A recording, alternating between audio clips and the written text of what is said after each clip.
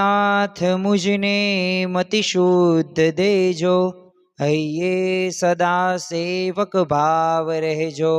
छो शब्दो मारा पण आप आवीने कहेजो, राजी थई अक्षर भाव देजो, राजी थई अक्षर भाव देजो। श्री स्वामिनारायण भगवाननी जय। अक्षर पुरुषोत्तम महाराजनी जय। गुणातीतानंद स्वामी महाराजनी जय। प्रमुख स्वामी महाराजनी जय। प्रगट गुरु हरि महंत स्वामी महाराजनी जय। सुरत अक्षरधाम महोत्सवनी जय। दरेक दिव्य हरिभक्तों ने चातुर्मास प्रमुख स्वामी प्रेरणा प्रसंगना जय स्वामी नारायण।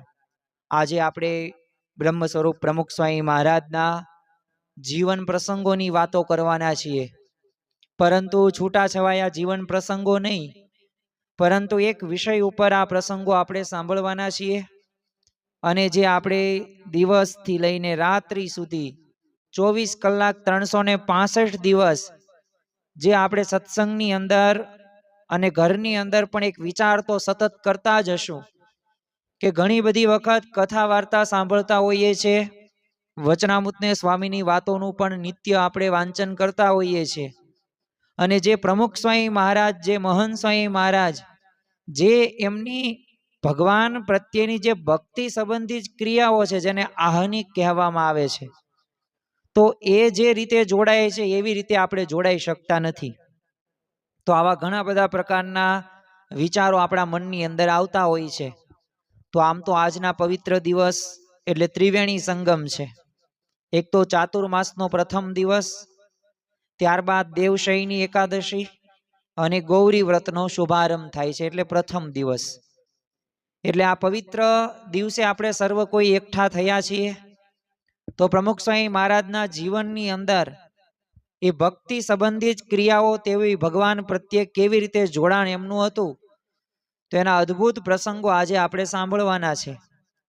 परंतु न मात्र सांभळवा खातर, परंतु सांभळीने पण आपणुं पण आहनिक ए जोरदार रीते अने भगवानने संतने गमे ने ए हेतु साथे आ बधाय प्रसंगो आपणे सांभळवाना छीए।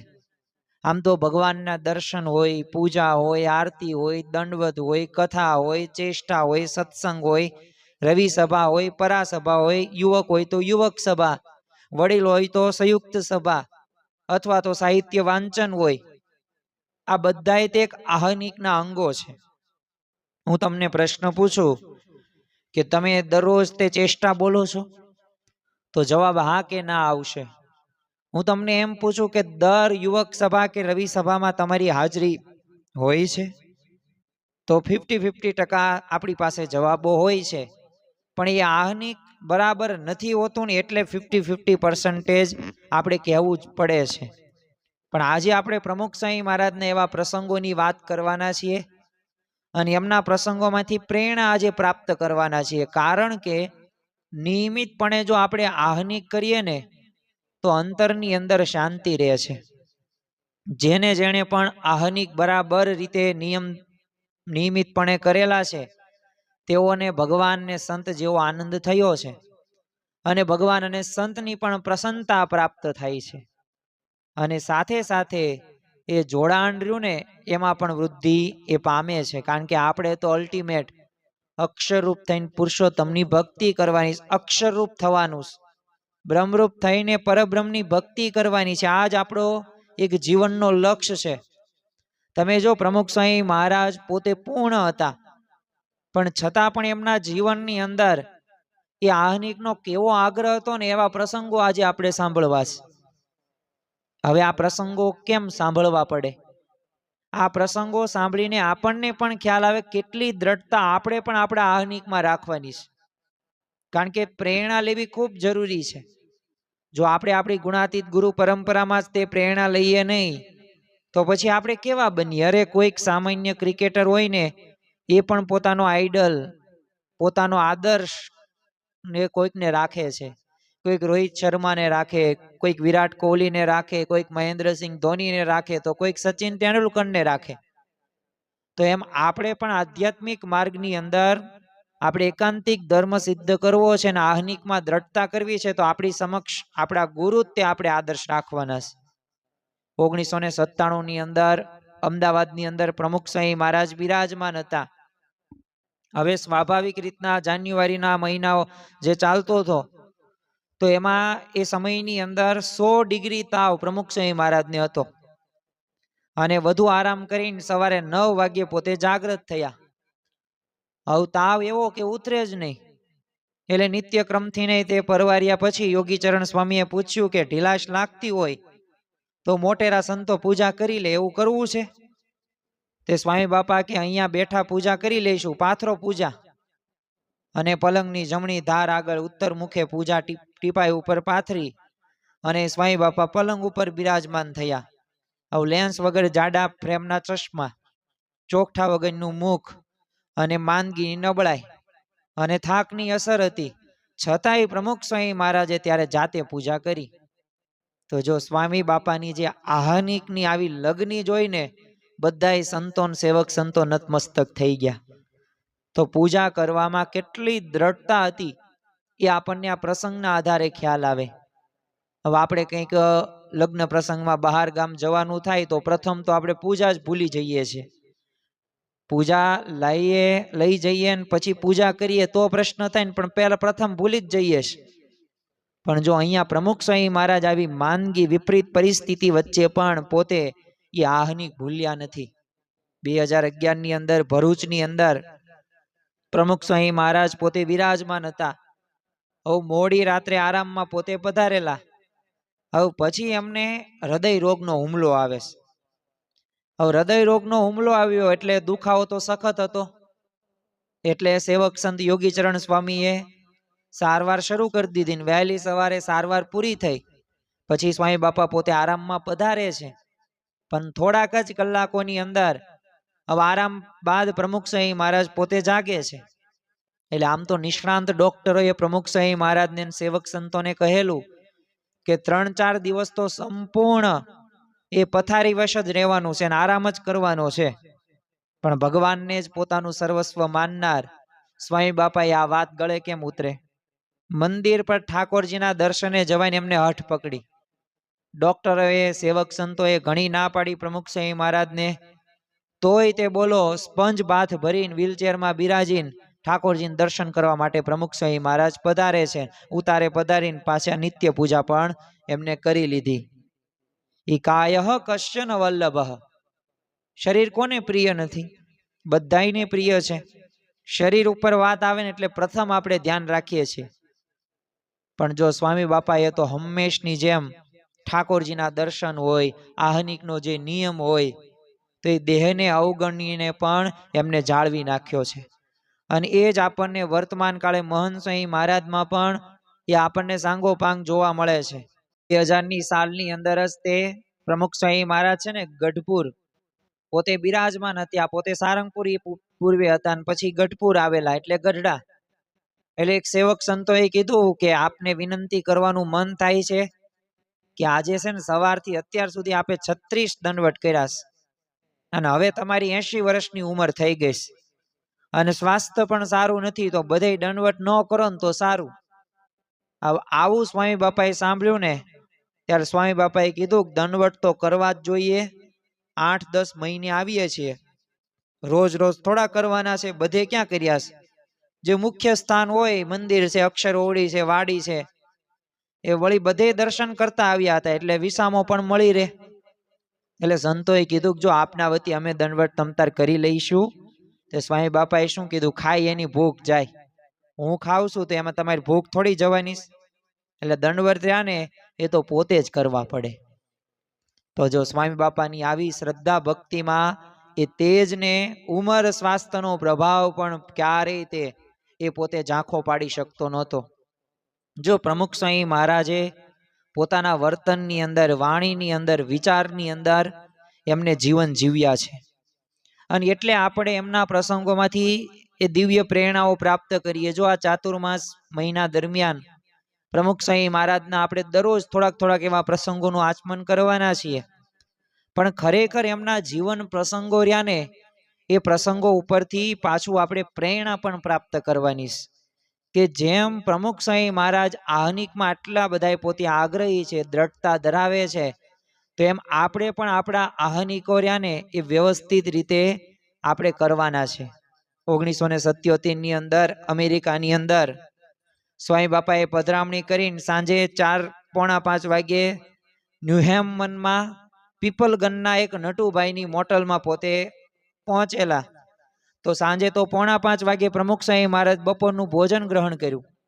તે મોટેલની એક રૂમમાં સ્વામી બાપા પોતે આરામ માટે પધારેલા. તો થોડી વાર પછી તો એક સંતે છે ને સ્વામી બાપાની રૂમમાં જઈને જોયું તો ટેબલ લેમ્પના આમ ઝાંખા અંજવાળે છે ને સ્વામી બાપા બેઠા હતા. એટલે આરામનું પૂછ્યું તો તેઓએ શું કીધું કે હજી છે ને બપોરની કથા તો બાકી છે. હવે આટલું થયું, મોડું થયું હતું, પણ સ્વામી બાપા તોય તે કથા નહોત ભૂલેલા. તો જો આ ગુણાતીત ગુરુ પરંપરાની વિશેષતા છે કે તેઓ આહનિકમાં ક્યારેય આળસ કરતા નથી. આપણે સ્વાભાવિક રીતે લૌકિક વ્યવહારો હોવાથી આપણે ઘણી વખત પૂજા આમ તો 15-20 મિનિટ કરતા હોય તો 2-5 મિનિટમાં પૂરી કરી નાખીએ. પછી રવિ સભા હોય તો રવિ સભા પણ વ્યવસ્થિત રીતે આપણે ભરતા ન હોય. સેવા કરવાનું કીધું હોય તો સેવામાં પણ આપણી બરકત ન હોય, 100% સેવા આપણે ન કરતા હોય. પણ પ્રમુખ સ્વામી મહારાજનું તમે કાર્ય જુઓ તો જો પરફેક્શનથી કાર્ય થાય છે. એટલે જ તે જો આપણને આ મંદિરો હોય, શાસ્ત્રો હોય, સંતો એ આપણને જોવા મળે છે. ગુણાતીત સત્પુરુષો અખંડ ભગવાનમય રહે છે. ગુણાતીતાનંદ સ્વામી પોતે કહેતા કે અમારે તો હજારો ક્રિયા કરાવવી પડે, પણ આંખ મીચીને ઉઘાડીએ એટલી પળ જો ભગવાનને વિસરાય તો તાળવું ફાટી જાય. એમ પ્રમુખ સ્વામી મહારાજ પણ આવી જ ઉચ્ચ આધ્યાત્મિક કક્ષાએ પોતે વિરાજમાન હતા. અને આવી ઉચ્ચ પ્રકારની ભક્તિ કરવી એ જો આપણી માટે તો બહુ કઠિનમાં અતિ કઠિન કહી શકાય. કારણ કે રોજિંદા જીવનની અંદર આપણે ભક્તિ કરી શકીએ અને એ માટે નિત્ય પૂજા હોય, આરતી હોય, રવિ સભા હોય, સત્સંગ હોય, કથા હોય, આ બધું આહનિક હોય ને પોતે પાળ્યું હોય. અને આપણને એ માટે જો ઘણી વખત પ્રમુખ સ્વામી મહારાજ અને આપણી ગુણાતીત ગુરુ પરંપરા પ્રેરણા પણ આપે છે. અને આ જ આપણી ગુણાતીત ગુરુ પરંપરાની વિશેષતા છે કે પોતે વર્ત્યા છે ને પછી વર્તાવ્યા છે. ચાતુર્માસના નિયમો આપણને કીધા હોય પણ પોતાના જીવનની અંદર પણ ચરિતાર્થ થયેલા જોવા મળે. ઉપવાસની વાતો કરે શાસ્ત્રીજી મહારાજ, યોગીજી મહારાજ, પણ એમના જીવનની અંદર પણ ઉપવાસ તમે જુઓ કે પોતે એટલી જ રીતે મક્કમતાથી, શ્રદ્ધાથી ગુરુની આજ્ઞા પ્રમાણે કરતા હતા. 2006ની અંદર પ્રમુખ સ્વામી મહારાજ રાજકોટની અંદર વિરાજમાન હતા. તો એક સત્સંગીના સુપુત્ર હવે સ્વામી બાપાના છે ને દર્શને આવેલા. એટલે પોલીસ ખાતામાં પોતે નોકરી હતી, એટલે પરિણામે ધીમે ધીમે સત્સંગને ઘસારો થોડોક લાગ્યો હતો. તે સ્વામી બાપા એમને પૂછ્યું કે મંદિરે દર્શન કરવા અવાય છે? તે એમણે શું કીધું, ઓછું અવાય છે. બીજો પ્રશ્ન પૂછ્યો, પૂજા નિયમિત થાય છે?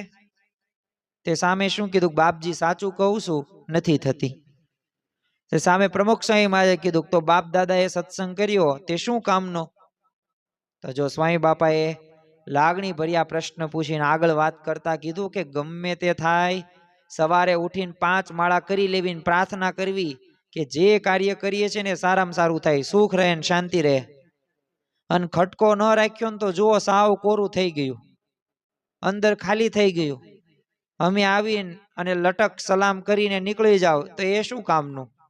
એટલે તમે આજથી નિયમ લો, મંદિરે દર્શને રવિ સભામાં આવવું. તો આ રીતે સ્વામી બાપા એક સત્સંગીના દીકરાને તે નિત્ય પૂજા હોય, મંદિર દર્શન હોય, રવિ સભા હોય, એની પ્રેરણા આપીને સત્સંગ એ ઉન્મુખ કર્યો. તો આવા તો ઘણા બધા પ્રસંગો છે કે જે પ્રસંગોને આધારે આપણને ખ્યાલ આવે પ્રમુખ સ્વામી મહારાજની આહનિક રહ્યું ને એ તો સારું હતું જ, તે પણ સામે હરિભક્તોને પણ વિશેષ કરીને પ્રેરણા આપતા હતા. 2005માં મૂળ પંચારના રાજેન્દ્ર શ્રી પોતે પ્રમુખ સ્વામી મહારાજના દર્શને જયપુરમાં આવેલા હતા. તો બિલાડાના દિવાન સાહેબના અત્યંત નજીકના પોતે સગા હતા, એટલે પોતાના કુટુંબ સાથે આવેલા. એટલે સ્વામીશ્રીએ તો એમને વિશેષ સન્માન વિમુખ કરવા માટે હળવાશથી વાત કરતા કીધેલું કે जीवन में हर रोज सारी झंझट तो करते ही रहते हैं, लेकिन कुछ समय भगवान के लिए भी निकालना चाहिए। वैसे तो दीवान साहब के रिश्तेदार होने के नाते आप हमारे भी संबंधी लगते हैं। योगी जी महाराज वैसे आज्ञा की है कि 60,000 का नफा छोड़कर रवि सभा में आना, तो यहाँ मंदिर हुआ है तो आज से रवि सभा में आने का नियम लेना। तो जो स्वामी बापा ने મને રવિવારની જે સભા રહે ને રવિ સભા એ સંજીવની સમાન હતી। એટલે જો પોતાના યોગમાં જે કોઈ આવે ને એ નાનો હોય મોટો હોય પરિચિત હોય કે અપરિચિત હોય તો એ પ્રમુખ સ્વામી મહારાજ આ રવિ સભાની વાત કરે ને કરે જ તે। તો આપણે પણ જો આજના દિવસે આપણે ચાતુર્માસનો પ્રથમ દિવસ છે, આવતીકાલે જ તે રવિવારનો દિવસ છે, તો રવિવારની રવિ સભામાં જઈએ, જશું તો કંઈક આપણે પ્રાપ્ત કરીશું, પણ જો કંઈ કરશું જ નહીં, કંઈ જશું જ નહીં, તો પછી એ સંબંધનો પણ મહિમા કાંઈ રહેશે નહીં, અને આ સત્સંગ મળ્યો ને એ પણ સાવ ચૂથાઈ જશે। અને એક વાત યાદ રાખવી કે રવિ સભામાં જવાથી પ્રમુખ સ્વામી મહારાજ કહેતા કે બ્રહ્મરૂપ થઈ જવાશે। તો આપણી સર્વ કોઈની અપેક્ષા છે, ઈચ્છા છે કે આપણે બ્રહ્મરૂપ થવું છે, તો એના માટે આપણે બધી રવિ સભાઓ સમયસર જઈએ। રવિ સભામાં જે વાતો આવે એ વાતોને આપણા જીવનમાં આપણે ઉતારીએ, કારણ કે ખરેખર રવિ સભા સંજીવની સમાન છે જ તે, અને એના મીઠા ફળો પણ બધાએ ચાખેલા છે। 1987 ની અંદર જ તે પ્રમુખ સ્વામી મહારાજ નડિયાદ ખાતે યુવક મંડળની એક વિશેષ સભાની અંદર પધારેલા। તો સભાની અંદર યુવકો છે ને પ્રશ્નોત્તરી દ્વારા સ્વામી બાપાના આશીર્વાદ મેળવવાના હતા, અને એ પ્રકારનું આયોજન કરવામાં આવેલું। તો પ્રવક્તાએ આ સંદર્ભની અંદર જાહેરાત કરી, તો ત્યાં સ્વામી બાપાએ કીધું કે એ બધા પ્રશ્ન પૂછે ને એ પહેલા હું યુવકોને એક પ્રશ્ન પૂછું છું કે તમે બધા સભામાં નિયમિત આવો છો? તો આંગળી ઊંચી કરો। એટલે એ સમયે ઘણાની આંગળી ઊંચી ન થઈ, એટલે પ્રમુખ સ્વામી મહારાજે કીધું કે અહીંયા છાતી કાઢીને આગળ બેઠા છો પણ સત્સંગ નથી કરવો, તો એનો શું અર્થ? હું એમ નથી કહેતો કે તમે બધા કશું નથી કરતા, પણ નિયમિત થવાની વાત છે। તો આ તો સ્વામી આવે ને ત્યારે જય જયકાર કરીએ, એવો લટક સલામ જેવો સત્સંગ ન જોઈએ। સત્સંગીના છોકરા થઈને સત્સંગમાં ન અવાય ને એ શું કામ આવે? મનની આળસ કાઢી નાખવાની છે। અને આવી રીતે તો પ્રમુખ સ્વામીમાં જે ઘણી બધી આળસ ખંખેરી સત્સંગ સભામાં નિયમિત થવાની આ બધી બળભરી વાતો કરેલી, જો આપણી આ ગુણાતીત ગુરુ પરંપરા આપણને ઘણી વખત ટોકે વઢે આજ્ઞા કરે, પણ એ ટોકે કે વઢે કે એ બધી એમની દિવ્ય લીલાઓ છે, આપણને સ્થિતિ સુધી પહોંચાડવા માંગે છે। જો શ્રીજી મહારાજે અખંડ સુખી રહેવાના 6 વિચારો આપ્યા, તો આ એ 6 વિચારો રહ્યા ને એ મહંત સ્વામી મહારાજ પ્રમુખ સ્વામી મહારાજ આપણને વારે ઘડીએ આપણને ઘૂંટાવે છે। જેમ કોઈક નાનો બાળક હોય ને KG 1માં એડમિશન પ્રાપ્ત કરે ને તો એકડો ઘૂંટે, તો એક દિવસમાં ન આવડે, અમુકને એકડો ઘૂંટવામાં 2-3 મહિના થઈ જાય। તો એમ આપણને એકડો ઘૂંટાવે જ છે, પણ હવે આપણે એકડો ઘૂંટવો કે ન ઘૂંટવો એ આપણે આધાર રાખવાનો છે।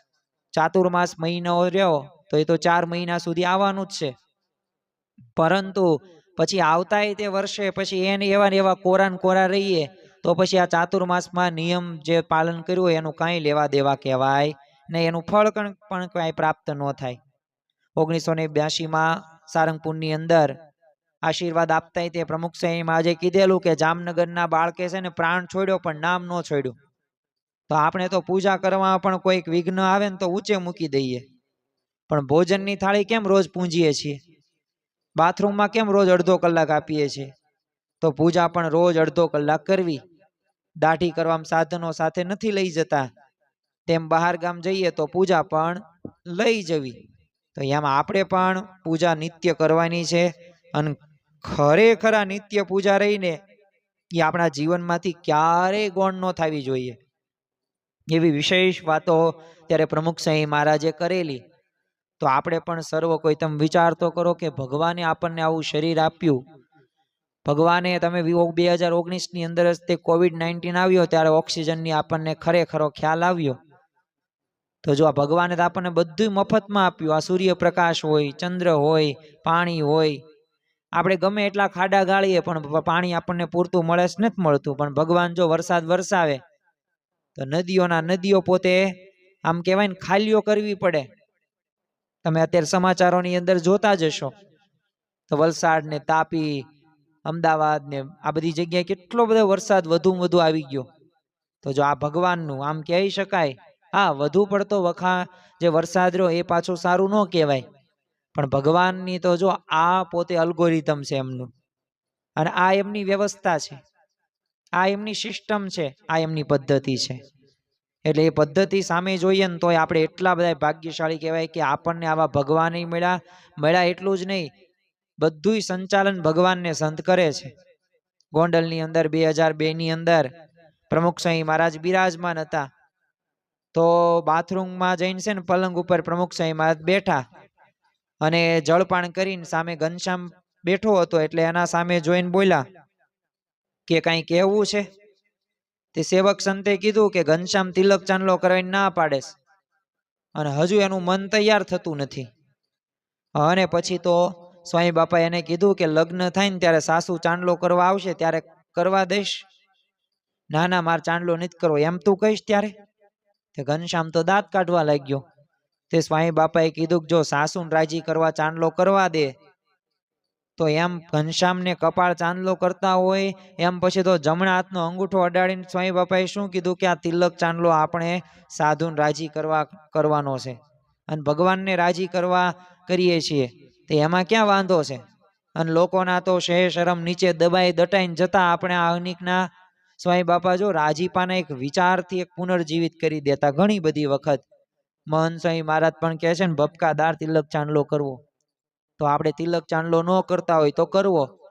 જો આપણે એક સંપ્રદાય ધર્મ સાથે જોડાયેલા છીએ તો આપણે એક માન્યતાઓ છે, એ દરેક માન્યતાઓની પ્રમાણે આપણે જીવન જીવવું પડે. પણ જો તિલક ચાંદલો કરીએ નહીં તો ભગવાન અને સંતની આજ્ઞાનું આપણે પાલન કર્યું ન કહેવાય. એટલે આ ખરેખર આજના દિવસે આપણે એક સંકલ્પ લઈએ, જે આજ્ઞા જે નિયમો આપવામાં આવે આ બધા નિયમોને આપણે સહર્ષ સાથે સ્વીકારવાનો છે અને એનું પાલન પણ કરવાનું છે. છેલ્લો એક પ્રસંગ જોઈને પૂરું કરીએ તો સ્વામી બાપા 2008ના વર્ષની અંદર અટલાદરા પોતે પધારેલા.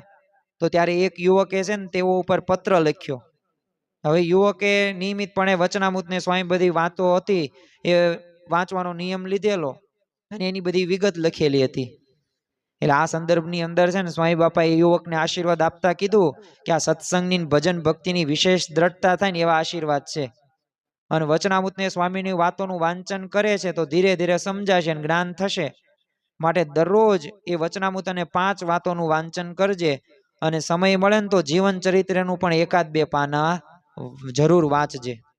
તો ખરેખર જો આપણે આજના ચાતુર્માસના પ્રથમ દિવસે આ જે પ્રમુખ સ્વામી પ્રેરણા પ્રસંગોની અંદર મળ્યા છીએ તો આપણે સર્વ કોઈએ આપણે સ્વામીની વાતો વચનામૃત વાંચવું જોઈએ. પ્રમુખ સ્વામી મહારાજનું જીવન ચરિત્ર વાંચવું જોઈએ, એમના પ્રસંગો આપણે વાંચવા જોઈએ, સાંભળવા જોઈએ. કારણ કે જેમ શ્રીમદ ભાગવતની અંદર તમે જો વેદ વ્યાસ ભગવાન તેમને ઘણા બધા પુરાણો લખ્યા, 18 પુરાણો, ઉપનિષદો, મહાભારત, શ્રીમદ ભગવદ્ ગીતા, પણ શાંતિ ન થઈ. એટલે નારદજી કહે છે કેમ અશાંત છો, આટલું બધું તેમ લખ્યું?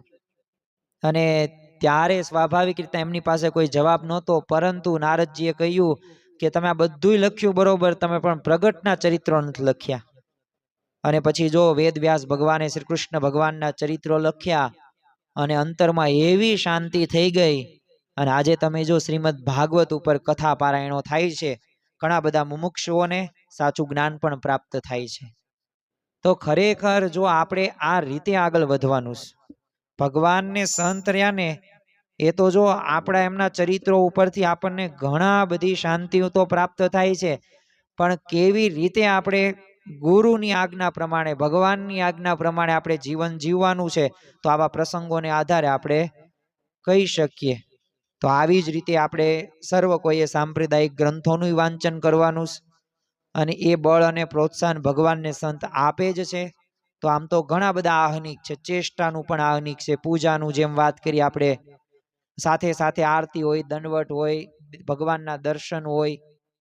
તો આ દરરોજ આપણે આ બધા આહનિક બરાબર રીતે પાલન કરીએ અને જો અત્યાર સુધી આ આહનિક પ્રમાણે ન વર્ત્યા હોય તો આજે ચાતુર્માસનો પ્રથમ દિવસ છે તો આપણે સર્વ કોઈ સંકલ્પ સાથે નિયમ પ્રમાણે આગળ વધીએ કે બધાય પ્રકારના આહનિકો અમે સારધાર રીતે પાર પાડીશું.